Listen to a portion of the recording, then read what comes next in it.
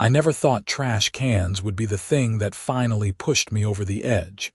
But here we are, watching 3 squad cars pull up to the HOA president's house while I sip coffee on my front porch. Let me back up 6 months to explain how we got here. My name is Ryan Brennan, and I bought my house in Paradise Valley, Arizona, thinking I had found the perfect place to settle down after years of apartment living. The neighborhood was beautiful, with Spanish-style homes lined up along winding streets, surrounded by mountain views that took your breath away every single morning. The property had everything I wanted: a 3-bedroom house with a pool, a 2-car garage, and most importantly, a long driveway that stretched from the street all the way back to my detached garage at the rear of my property. That driveway would become the center of a war I never wanted to fight. The first few months were peaceful. I met some neighbors, attended one HOA meeting where I mostly zoned out while they discussed paint colors and landscaping requirements, and generally just enjoyed having my own space. The HOA seemed like a minor inconvenience at most, just another bill to pay every quarter and some rules to follow about keeping your lawn trimmed and not painting your house neon green. Then, I met Linda Patterson. Linda was the HOA president, a 52-year-old woman with a blonde bob that looked like it required daily maintenance, and an expression that suggested she had just smelled something unpleasant. She drove a white Mercedes SUV that was always spotless, wore athleisure outfits that probably cost more than my monthly mortgage payment, and had perfected the art of the concerned smile that really meant she was about to make your life difficult. Our first real interaction came on a Tuesday morning in March. I was heading out to work, coffee mug in hand, when I noticed her standing at the end of my driveway with a clipboard. Never a good sign. "Good morning, Ryan," she called out, her voice dripping with false sweetness. "Do you have a moment?" I glanced at my watch. I had exactly 12 minutes to get to the office for a meeting, but something told me this conversation was happening whether I liked it or not. "Sure, what's up?" She walked toward me, heels clicking on the concrete. "I wanted to talk to you about your trash cans." I looked over at my 2 trash cans sitting on the side of my house, partially hidden by a hedge. They were standard issue from the city, one green for trash and one blue for recycling. "What about them?" "They're visible from the street," she said, as if announcing a moral failing. "According to HOA bylaws section 7.3, all trash receptacles must be stored out of sight when not in use for collection." I stared at her. "You can barely see them from the street. They're behind a hedge." "But they are still visible," she insisted, tapping her clipboard with a manicured nail. "I can see them when I drive by, which means they're in violation. You'll need to move them inside your garage or build an enclosure." "My garage is full," I said, trying to keep my tone even. "And I'm not building an enclosure for trash cans." Her smile tightened. "Then you'll need to find another solution. I'm giving you 2 weeks to comply before we start issuing fines. Have a great day."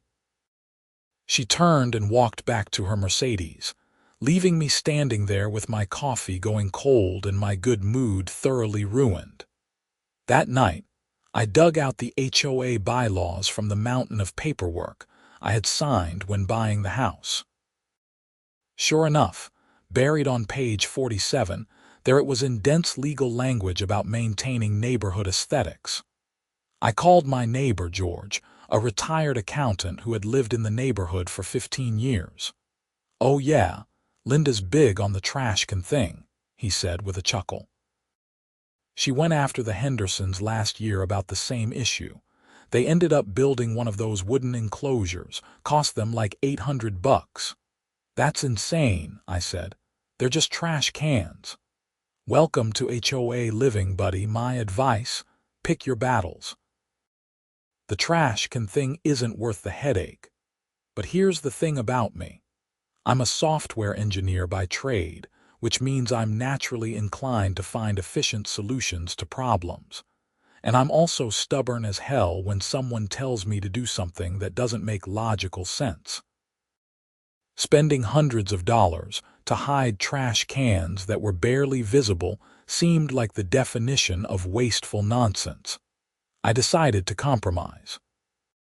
I moved the trash cans to the far side of my house, tucked them even further back behind the hedge, and figured that would satisfy Linda's aesthetic sensibilities. It did not. A week later, I found a letter in my mailbox. Official HOA letterhead, Linda's signature at the bottom, informing me that my trash cans were still in violation and that I now had 1 week to comply or face a fine of $100 per week. I called Linda directly. "I moved the cans," I said, not bothering with pleasantries. "They're even less visible now." "I can still see them from certain angles," she replied. "The bylaws are clear. They must be completely out of sight. That's subjective. What's completely out of sight to you might be different to someone else. I'm the HOA president, Ryan. My interpretation of the bylaws is what matters. 1 week." She hung up. I spent the next few days fuming and researching my options. I learned that HOAs in Arizona have significant power, but they also have to follow proper procedures.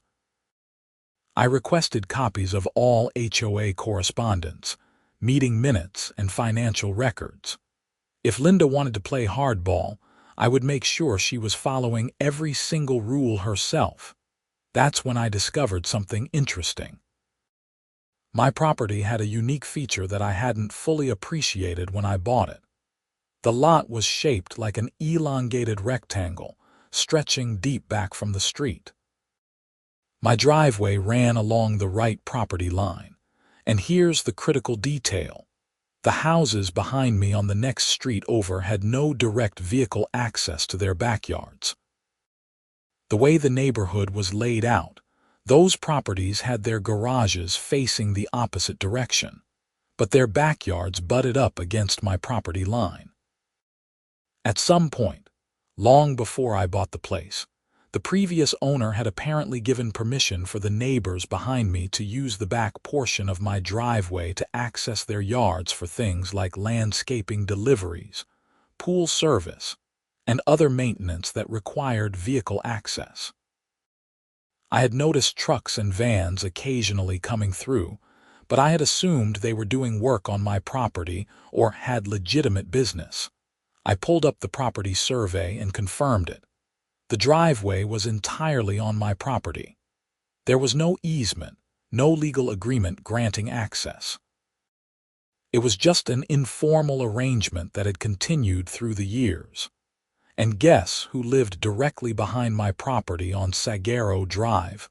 Linda Patterson. I sat back in my chair and smiled. Linda's pristine backyard with its infinity pool and elaborate outdoor kitchen was accessible through my driveway. Her landscaping company, her pool service, her propane delivery for that fancy outdoor grill, they all came through my property. The following Tuesday, I received my first fine. $100 for failure to comply with HOA bylaws regarding trash receptacle storage. The letter informed me that fines would continue weekly until I came into compliance.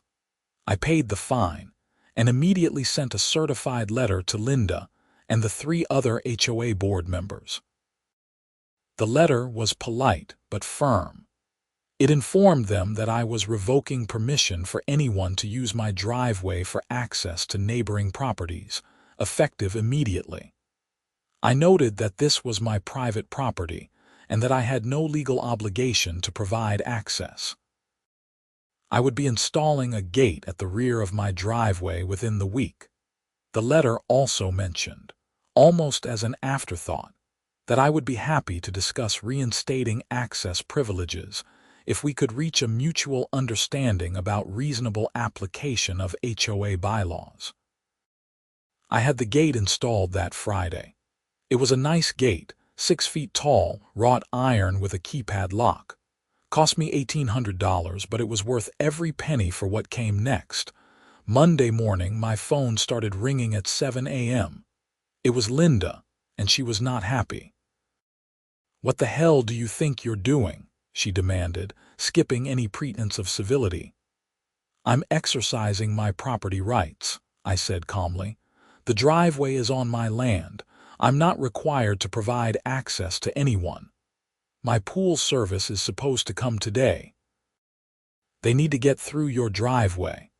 They're welcome to park on the street and carry their equipment through the side yards, assuming they have permission from all the neighbors between your house and the street." "That's ridiculous. That's 3 houses. Do you know how much equipment they have?" "Not my problem, Linda. I'm just following the rules like you've been so insistent about with my trash cans." "This is petty and childish. Actually, it's perfectly legal. Unlike your continued harassment over trash cans that are barely visible and certainly not bothering anyone." She sputtered for a moment. "You'll regret this, Ryan. I will make your life hell." "Looking forward to it," I said and hung up. The next few days were entertaining. I worked from home most of the time, so I had a front row seat to the chaos. Linda's pool service showed up and spent 20 minutes arguing with her on the phone before attempting to haul their equipment through her side yard. Her neighbor 2 houses down apparently wasn't home to grant permission to cut through, so they had to go around the long way, through 3 different yards, carrying a heavy pump and what looked like 50 pounds of chemicals. Wednesday brought a propane delivery truck. The driver knocked on my door, asking politely if he could access the backyard through my driveway. I explained that access was currently restricted. He shrugged and told me he would have to reschedule with the customer for a different delivery method. I later heard from George that Linda had to have a smaller propane tank hand carried through the side yards because the delivery truck couldn't get the standard tank to her backyard setup. Thursday was the best. Linda's landscaping crew showed up with a small bobcat to do some yard work. They took one look at the gate, made some phone calls, and then attempted to maneuver the equipment through the side yards. It didn't fit. They ended up having to cancel the job and reschedule with different equipment. By Friday, Linda had called an emergency HOA board meeting. I showed up with a folder full of documents. The meeting was held in the community center, a small building near the neighborhood entrance. Besides Linda, the board consisted of 3 other members. Gary Mitchell, a dentist in his 60s who mostly seemed interested in keeping everyone happy. Susan Wallace, a real estate agent in her 40s who looked perpetually worried. And Tom Rodriguez, a contractor in his 50s who gave me a knowing nod when I walked in. About 20 other homeowners were scattered around the room, curious about the drama. Linda called the meeting to order and immediately launched into her grievances. "We're here to discuss Ryan Brennan's refusal to allow necessary access through his property, which has been a long-standing arrangement in this neighborhood for over 15 years. I raised my hand. "Point of order. Can you show me where in the HOA bylaws it says I'm required to provide access across my private property?" Linda's jaw tightened. "It's been a neighborhood courtesy. So not a legal requirement. You're being deliberately obstructive." "I'm being deliberately protective of my property rights, which is exactly what you encouraged me to do when you started fining me over trash cans." Susan spoke up nervously. "Can't we find a compromise here? This seems like it's gotten out of hand." "I agree," I said. "I'm happy to reinstate access. All Linda needs to do is drop the ridiculous fines over my trash cans, which are barely visible and bothering absolutely no one." "The bylaws are clear," Linda snapped. "Trash receptacles must be stored out of sight." Tom leaned forward. "Linda, I've driven by Ryan's house. You can barely see those cans. I think we can interpret out of sight with a little flexibility. We start making exceptions and the whole neighborhood goes downhill, Linda said. Next thing you know, people will have boats in their driveways and broken down cars on their lawns. That's a slippery slope fallacy, I said. And frankly, it's absurd. We're talking about standard city-issued trash cans in a location that's substantially hidden.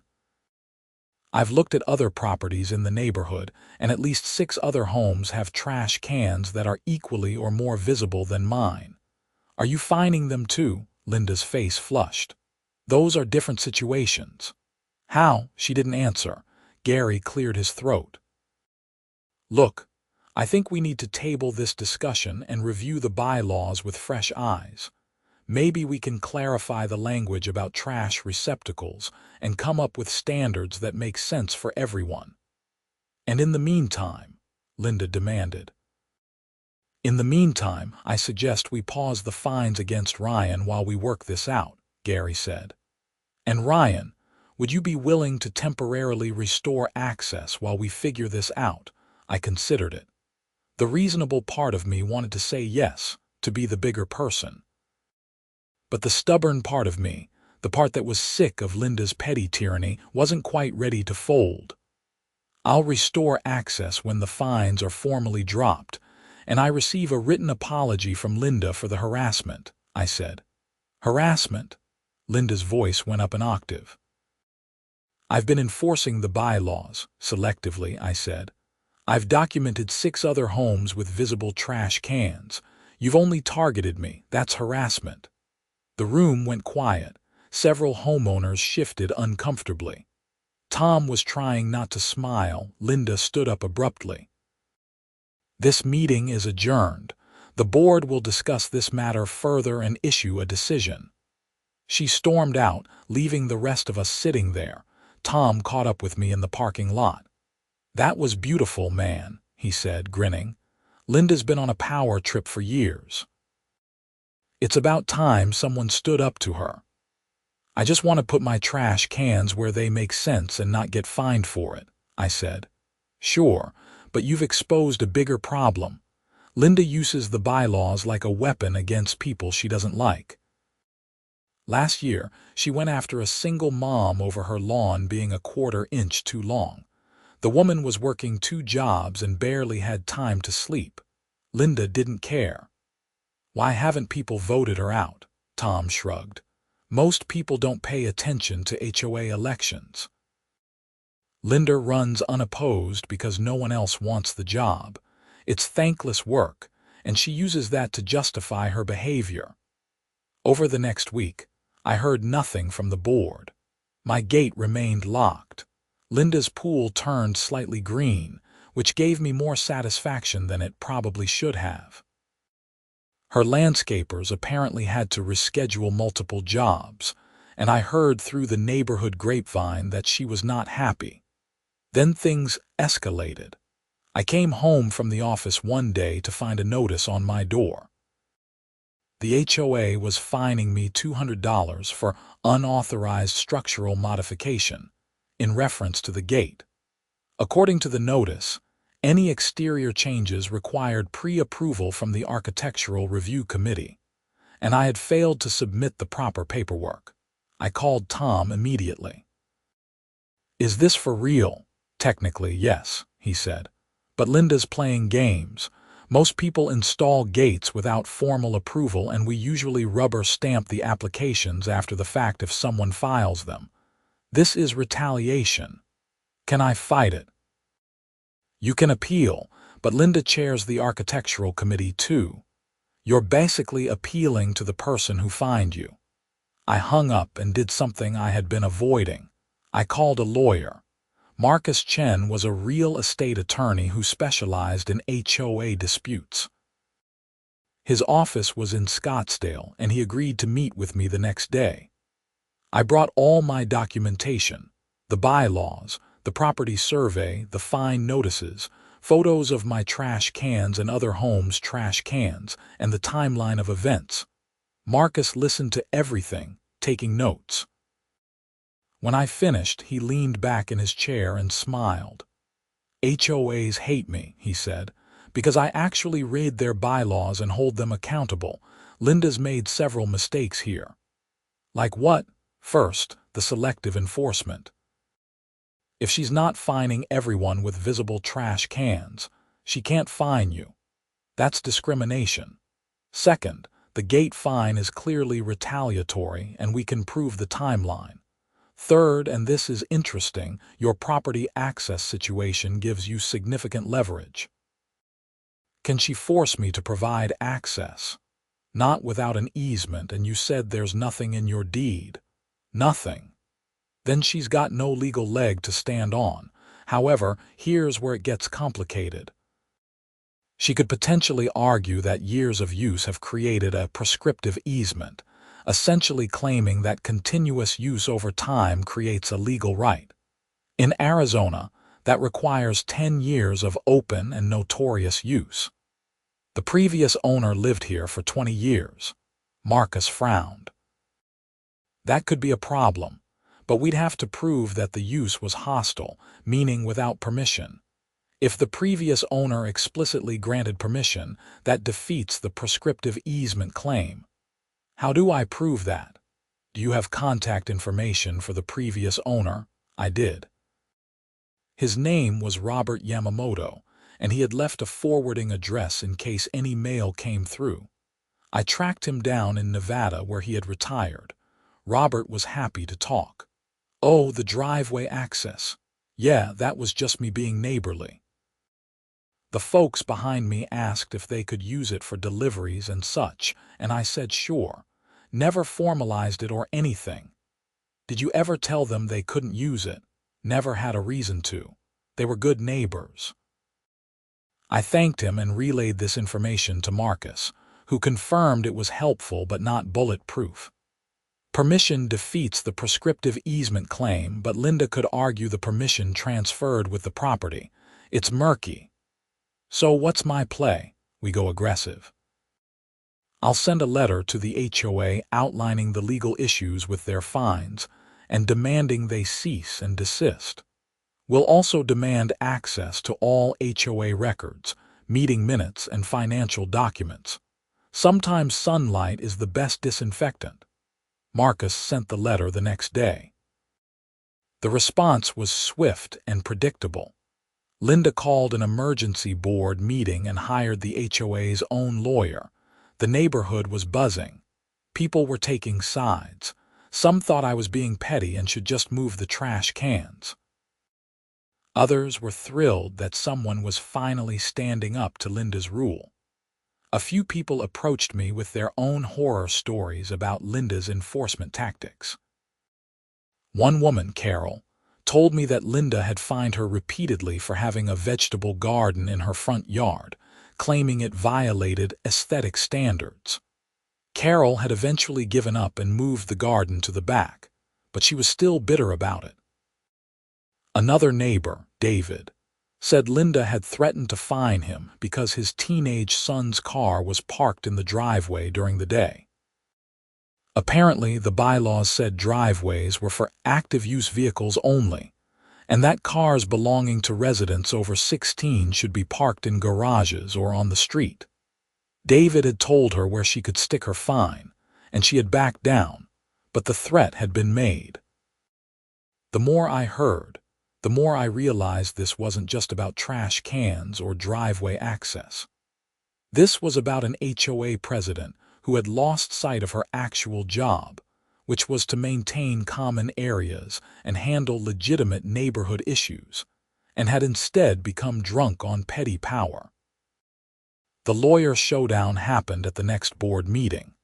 Marcus came with me, wearing an expensive suit and carrying a briefcase that probably cost more than my gate. The HOA's lawyer, a tired-looking man named Jeffrey Crawford, sat next to Linda. The meeting started with Jeffrey reading a prepared statement about the HOA's position. Basically, they claimed I was in violation of multiple bylaws and that my actions were disrupting the neighborhood harmony. Marcus responded with his own statement, methodically destroying each of Linda's arguments. The selective enforcement, the retaliatory fines, the lack of legal basis for demanding property access. He then dropped a bomb. Furthermore, my client has submitted a public records request for all HOA financial documents for the past 3 years. We're particularly interested in how fine money has been allocated and whether proper procedures have been followed for all expenditures. Linda's face went white. That's irrelevant to this matter. On the contrary, Marcus said smoothly, it's extremely relevant. If the HOA has been mismanaging funds or improperly assessing fines, it goes to the credibility of the entire enforcement mechanism. Gary looked uncomfortable. We'll provide the requested documents within the legal time frame. Over the next 2 weeks, I received hundreds of pages of financial records. I'm not an accountant, but even I could spot some irregularities. There were payments to a landscaping company called Desert Beauty Landscapes that seemed excessive for the small amount of common area we had. A little research revealed that Desert Beauty was owned by Linda's brother-in-law. There were also credit card charges that seemed questionable. Dinners at expensive restaurants labeled as board meetings, even though the meeting minutes showed those meetings had been held at the community center. Charges at high-end stores for office supplies that seemed way too expensive for printer paper and pens. I forwarded everything to Marcus, who brought in a forensic accountant. The accountant spent a week going through the records and came back with a preliminary report that made my jaw drop. Over 3 years, Linda had potentially misappropriated somewhere between $20,000 and $30,000 of HOA funds. It wasn't like she had written herself checks. She was smarter than that. But she had been using the HOA credit card for personal expenses, funneling contracts to family members, and generally treating the HOA bank account as her personal piggy bank. Marcus advised me carefully. If we pursue this, it gets serious. We're talking potential fraud charges. The board would need to file a report with law enforcement. What if they don't? Then individual homeowners can file. But this will blow up the entire HOA. It'll be ugly. I thought about it. Part of me wanted to just drop the whole thing, take the win on the trash cans and move on. But another part of me, the part that had spent weeks dealing with Linda's harassment, wanted justice. Let's present it to the board first, I said. Give them a chance to do the right thing. We scheduled a special board meeting. This time, the entire neighborhood seemed to show up. Word had leaked that something big was happening, and people were curious. Marcus presented the findings in clinical detail. The questionable charges, the contracts to family members, the pattern of personal use of HOA funds. Linda sat there, her face getting redder by the minute. When Marcus finished, Gary looked sick. These are serious allegations. They're lies, Linda burst out. All of those expenses were legitimate HOA business. Then you should have no problem providing receipts and documentation, Marcus said. But according to the records, most of these charges have no supporting documentation at all. Susan was shaking her head. Linda, tell me this isn't true. It's a witch hunt. Linda's voice was rising. This is all because Ryan is mad about the trash can fines. He's making things up to attack me. I'm not making up the credit card statements, I said quietly. Those are from the bank. Tom spoke up. I move that we suspend Linda from the board pending an independent investigation. Second, Gary said immediately. Linda stood up so fast her chair tipped over. You can't do this. I'm the president. We can and we are, Gary said. He looked miserable but determined. This is too serious to ignore. We need to bring in an independent auditor and get to the bottom of this. The vote was 3-1, with Linda obviously voting against. She was suspended from the board effective immediately. Linda stormed out, shouting threats about lawsuits and conspiracies. Several homeowners followed her out, some looking sympathetic, others looking angry. The independent audit took 6 weeks. During that time, Gary served as interim president, and the atmosphere in the neighborhood was tense. I got a few nasty notes in my mailbox from Linda's supporters, calling me names and blaming me for creating division in the community. But I also got a lot of thank you messages. People who had been on the receiving end of Linda's petty tyranny were grateful that someone had finally stood up to her. Carol brought me homemade cookies. David offered to help with any yard work I needed. The audit results came back in late August. The auditor confirmed what Marcus's accountant had found, plus additional irregularities. The total misappropriation was actually closer to $40,000 over 4 years. It wasn't all malicious. Some of it was just sloppy bookkeeping, but a significant portion was clearly personal use of HOA funds. The board had no choice. They filed a report with the Maricopa County Sheriff's Office. 2 deputies showed up at Linda's house on a Wednesday morning. I wasn't there to see it, but George called me with the news. Linda had been arrested and charged with theft and fraudulent schemes. Given the amount involved, it was a Class 4 felony. The neighborhood exploded. Some people were shocked and defended Linda, claiming it was all a misunderstanding. Others were vindicated, having suspected something was off for years. The local news even picked up the story, running a segment about HOA fraud. Linda made bail the same day, but the damage was done. She resigned from the board in a bitter letter that blamed everyone but herself, particularly me. She accused me of orchestrating a campaign to destroy her reputation over a petty dispute about trash cans. In a way, she was right. If she had just left my trash cans alone, none of this would have happened. But that wasn't really the point. The point was that unchecked petty authority eventually leads to bigger abuses. The criminal case moved slowly through the system. Linda's lawyer negotiated a plea deal. She pled guilty to a reduced charge of theft, paid back the misappropriated funds plus interest, and was sentenced to 2 years of probation with 6 months of home detention. She also had to resign from any position of authority in the HOA and was barred from serving on any HOA board in Arizona for 10 years. Her husband divorced her 6 months later. Apparently, the financial strain and public embarrassment were too much for the marriage to survive. Linda moved out of the neighborhood soon after, relocating to somewhere in Nevada. The HOA underwent significant reforms. The new board, led by Tom Rodriguez, implemented strict financial controls, required monthly financial reports to all homeowners, and rewrote large portions of the bylaws to be more reasonable and clear. The trash can rule was revised to require only that cans be substantially screened from primary street view, which was vague, but at least allowed for common sense interpretation.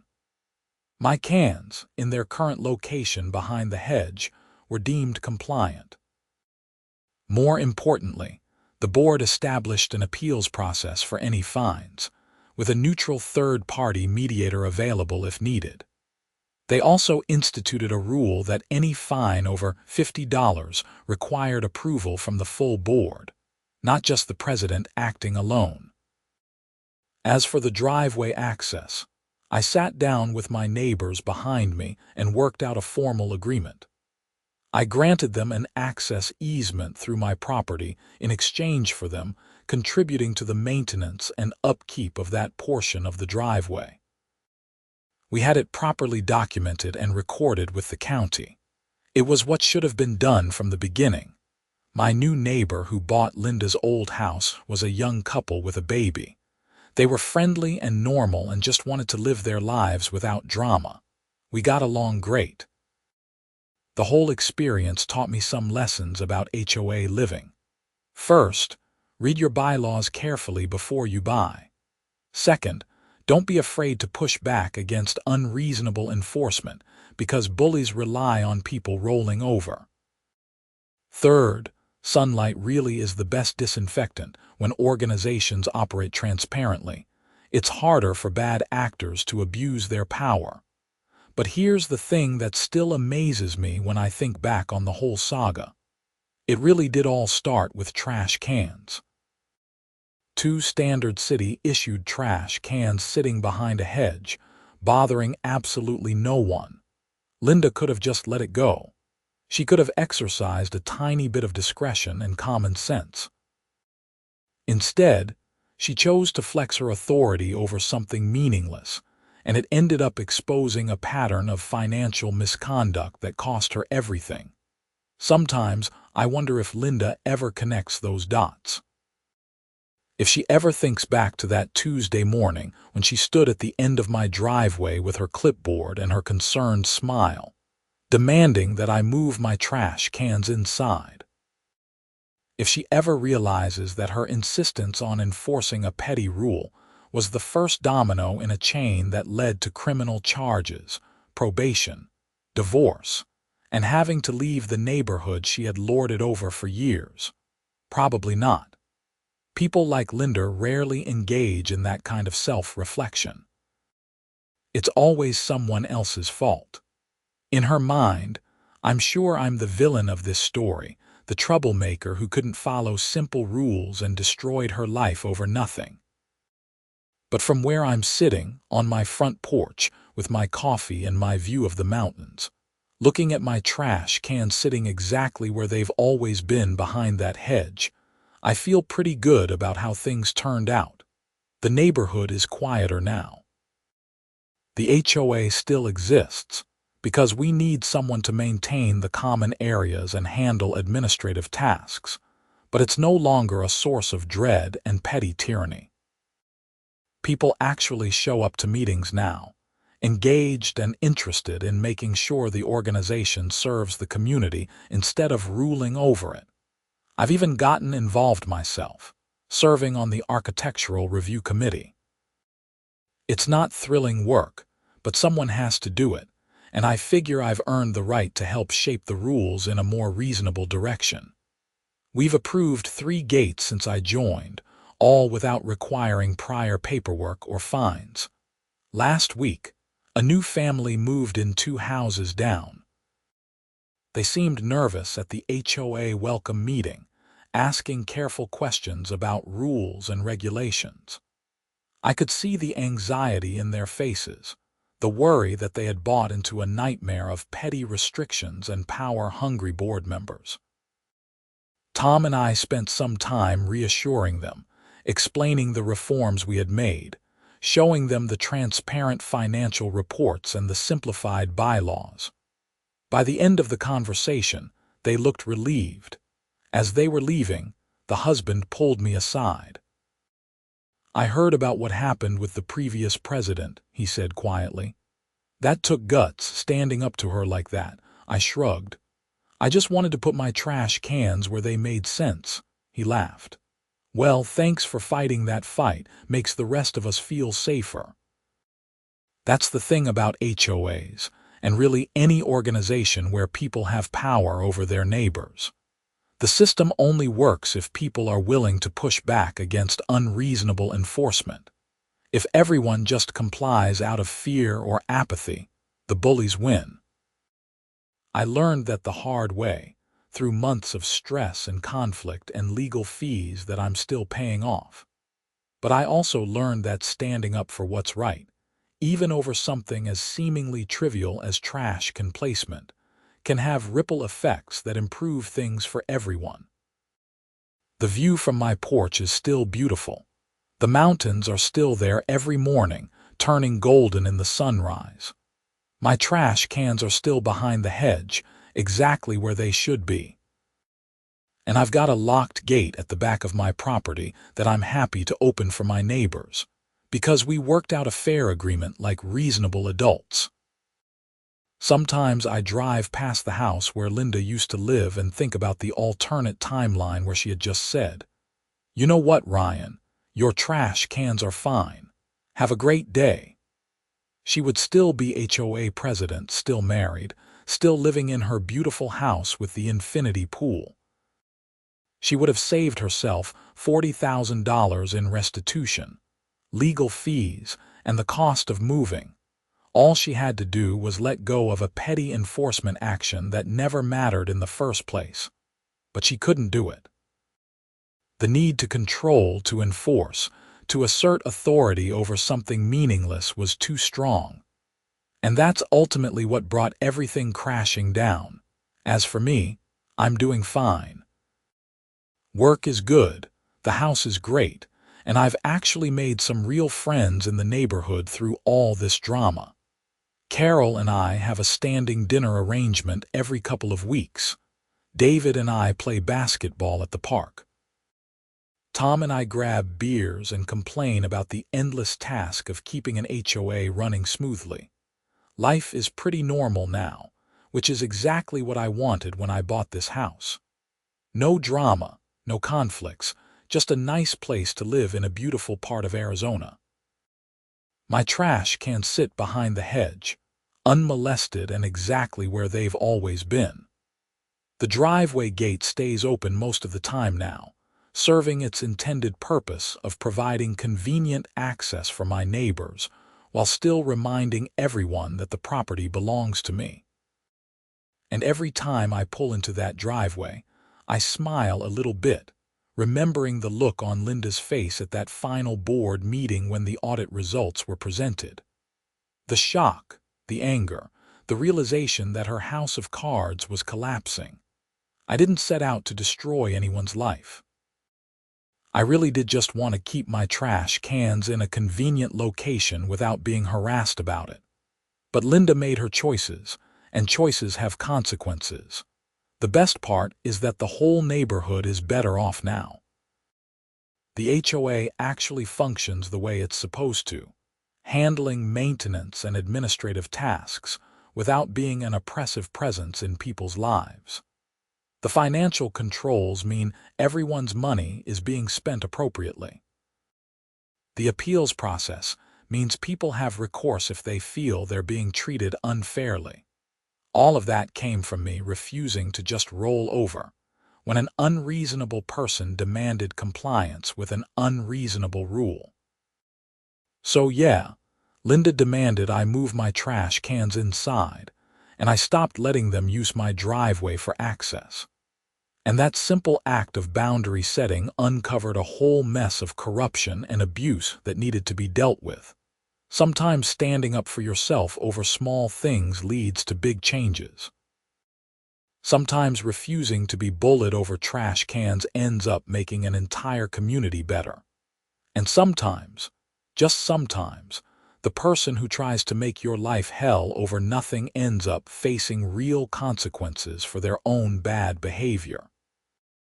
My coffee's getting cold, and I've got a day of work ahead of me, but I'm taking